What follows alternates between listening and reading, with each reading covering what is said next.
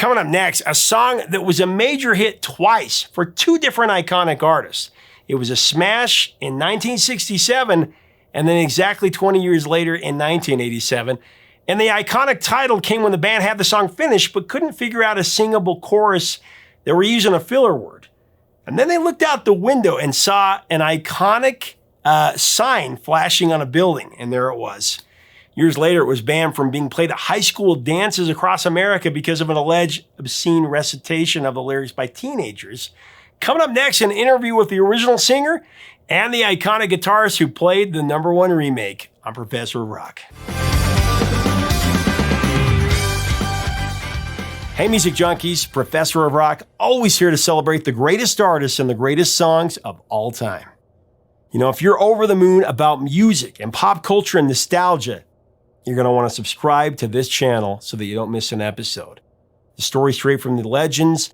Make sure to click the red button, the subscription button below, so that way you know when all of our new videos and interviews come out. And also check out our latest series on Patreon, Backstage with the Legends, at our new live show. That's below. So I'm excited to bring you another episode from our series, Revelations. This is where featured artists reveal rare stories about their biggest songs and their greatest albums, along with fascinating insight about their careers. Now, in this particular installment of Revelations, we're going to go behind an all-time two-time hit, Mony Mony, written by Tommy James, Bo Gentry, Richie Cordell, and Bobby Bloom.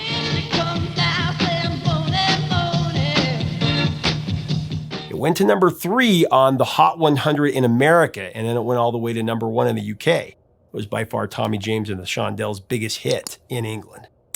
And then a full 20 years later, it went to the top of the charts again. This time it went to number 1 in America in 1987, taken there by British rocker Billy Idol.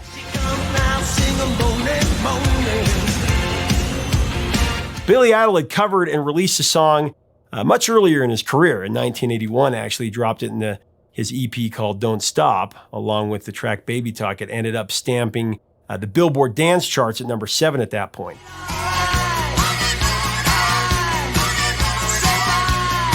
And then later, Billy, supported by his blazing guitarist, the great Steve Stevens, he released a live version of the song, including a popular MTV clip, and it just started blasting up the charts.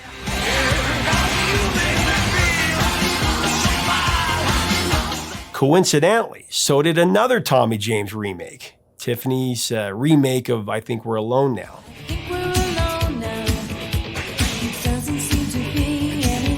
Actually, both songs, Mony Mony and I Think We're Alone Now, would both travel to the top of the charts together and do something that only a few have accomplished in the annals of rock and roll, which we'll cover that. Another interesting, very interesting factoid behind the song is that Billy Idol's version gave rise to a very controversial happening. Whenever the song was performed live in concert or played at a club or a dance, people would shout a certain formulaic and usually obscene variation of a particular phrase in the 2 measures following each line that's sung.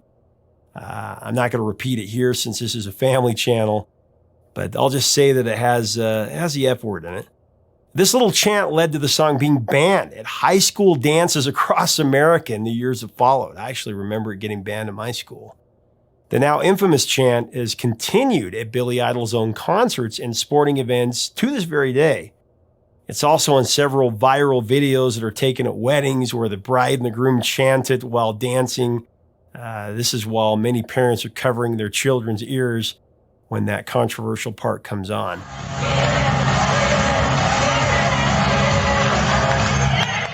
It became so widespread that Billy Idol would eventually commit the lyrics to record in the Idol Stevens mix. It came out in 2018. It was Vital Idol Revitalized.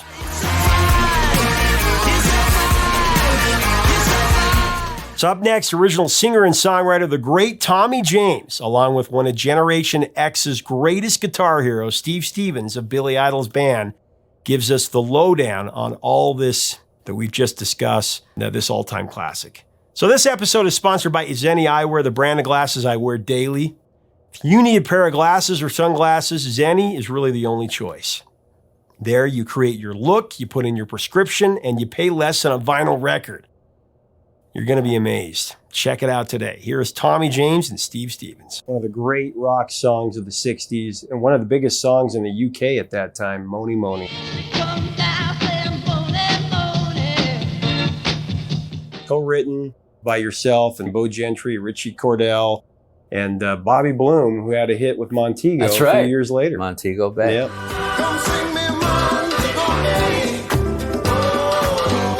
It was a throwback to the early 60s. We just started making a party rock record. I started the basic track with legendary engineer Brooks Arthur down at Century Sound. Just bass and drums. And do you know, this is honest to God's truth, the night where we did the basic track of bass and drums and guitar on Mony, SIR didn't deliver, Studio Instrument Rental in New York didn't deliver the equipment we wanted, and the drums were played by my drummer with wooden coat hangers.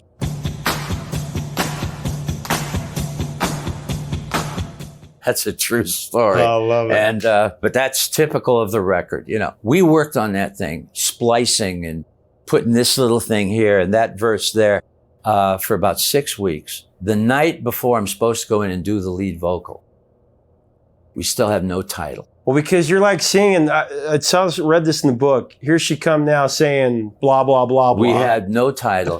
We needed a 2-syllable girl's name. We're looking for a Sloopy, Mony Mony, something, And Richie Cordell and I put our guitars down. We go outside. We're in Midtown Manhattan at my apartment. We walk on the terrace, light up a cigarette, and the first thing our eyes fall on, Mutual of New York Insurance Company sign. It used to flash, Mony, Mony. And it put the $ in the middle of the O, gave you the time and the temperature. And we just start laughing because that was it. That also sounds like it was made up by a press agent. It's a true story. Well, it's so true. Like you said, it was like God winking at you. Yeah. And if had you looked the other way, the song would have been called Hotel Taft. I love it. Equitable. Oh, I love it.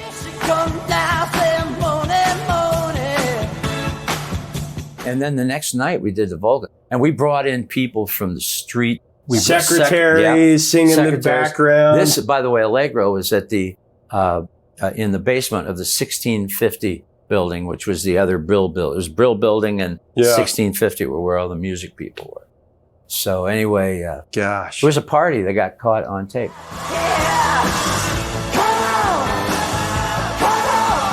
76, the Beach Boys, of course, record a version of it.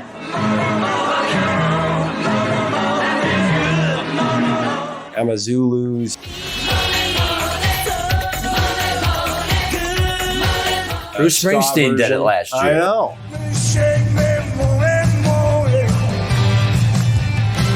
Status Quo.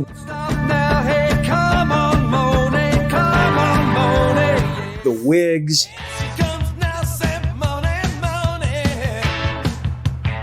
But Billy Idol, what's cool about him is 81, that record started, in 81 it became like this, it just caught fire, and it was American club scene, dance record, hit the dance charts. That was in 1981. He did a nice job on it too, because that's probably the way we would have done it if we had done it in the 80s.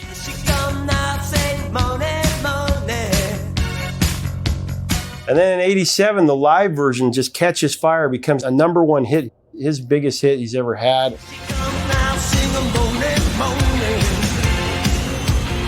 And #7 in the UK, it does well in the UK again, but #3 in Ireland. And I mean, this was a song that just reintroduces itself to pop culture.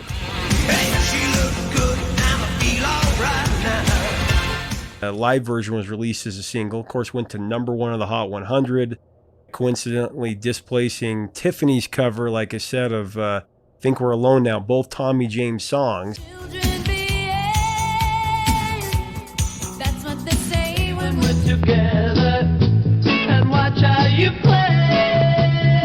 Oh, wow. I didn't even know that. From the top spot, yeah. Wow. He replaced himself at #1 with other artists doing his songs. That's funny. I didn't know that. It also finished directly behind Tiffany for the overall year for that year.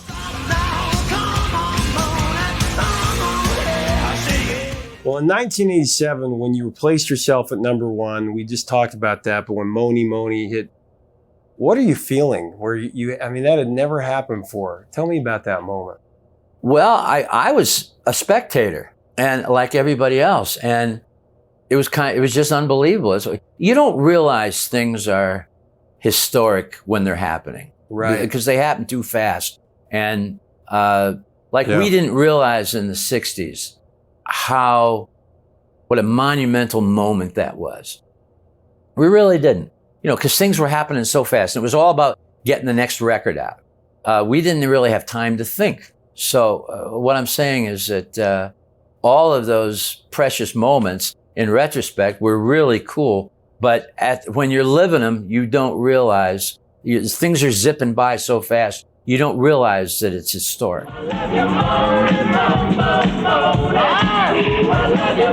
To Mony Mony, the way you guys approach that's such a great story too. Yeah, we just it was actually the very first thing that I heard from Billy's new solo career. I went up to the office of Coin, my manager, and Billy had done the EP, and they played me Mony Mony, and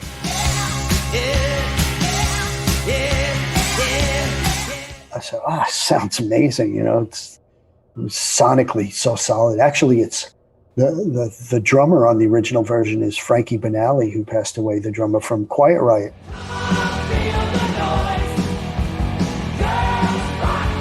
But I was really excited to work with Keith Forsey because that was the first time I'd heard Keith and Billy together, and wow, this producer's really great, But then it was decided, that we'd release it, but we'd release a live version of it to kind of show people where by then we had a big production and everything. So I think we were down in New Orleans to document that live version, and it was a great time. It was we were playing arenas and catered food and all. We were definitely living the life of rock stars at that point, and I think that live video captured it.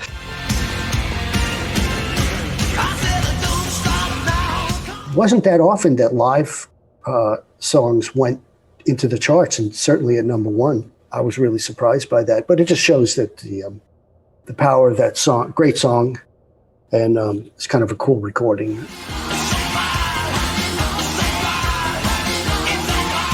Well, in your music video, man, you become unleashed in that thing, with the white suit on there, and you're just jamming, and you guys are just on fire on that song.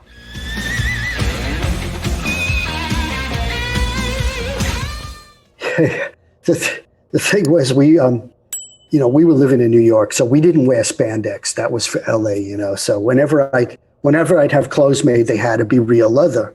Same with Billy. We're not wearing a fake leather. Leave that for that's for other people. So that suit is white patent leather, and it was thick, and the lighting truss was not that high. I'd sweat my balls off in that thing. I mean, literally. I mean, we didn't eat much back then anyway, So I'd come off stage, I'd probably lose 10 pounds wearing that thing. I'd be like dripping, like. I mean, when Billy's singing, "Well, I do, say I do," and he's back to that's just such great energy. I love that music video.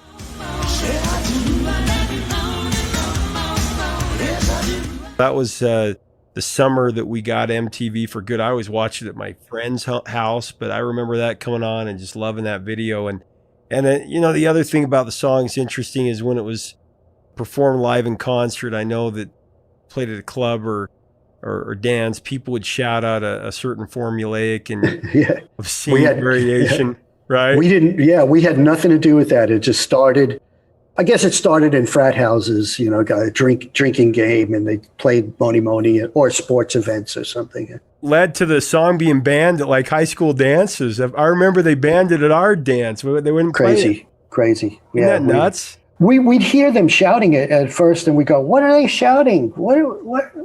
Oh, okay, yeah, that's cool. All right." So, and that tour we had Susie Davis was the keyboard player. She was from Sheila E.'s band. The other thing about Mony Mony that was the two iconic parts. I mean, there's a few iconic parts in it, but the guitar parts where you're skimming down the neck of the guitar and it shows it on the video.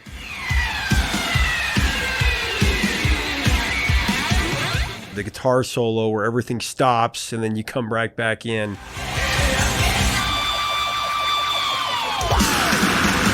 Very cool. You guys have probably just played it live enough that you just had it. It just was something that became an experience. Yeah, I mean, obviously that was the original version was recorded before I joined the band. So I had been playing that song with Billy from the day I joined. So end of 1981, we played all those songs. Our first tour was every song from that EP, Baby Talk.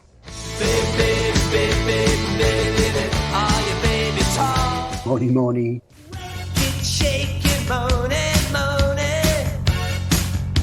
Version of Untouchables.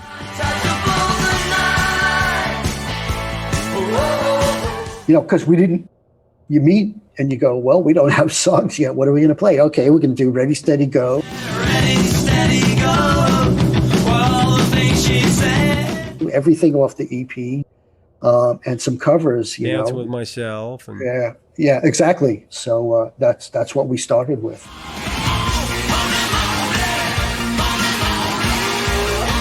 Well, Weird Al does another cover, Alimony. Here she come now, wants her alimony. Alimony, right? Two on the same record. I think I'm a clone now. There's always two of me, just a He makes me pay. Alimony, pay.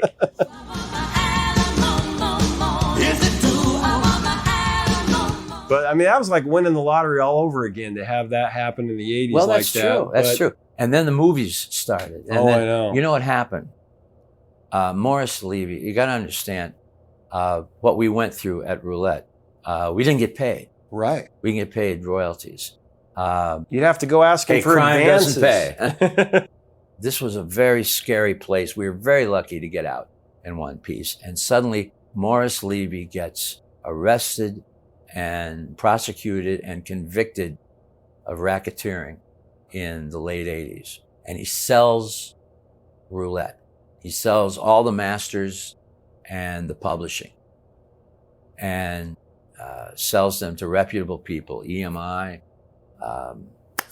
Warner Brothers, and suddenly I'm getting paid. A lot of money. Suddenly, not all the money, but a big chunk of it started coming back. And so all of a sudden, the catalog is in the hands of reputable people. Yeah. And suddenly movies are coming our way, and commercials and documentaries, and all using the music. Oh, yeah. The Sentra with Bose Audio and Nissan Connect technology. strutting down the aisle like she doesn't know us. And that began a sort of avalanche of usage of the music and of our musical catalog that would never have happened if Morris hadn't sold the company.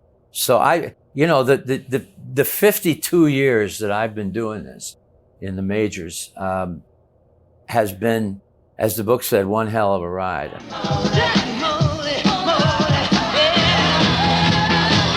Hey, thanks so much for watching. Leave us a comment about this all-time sing-along rock classic. Which version do you love the most?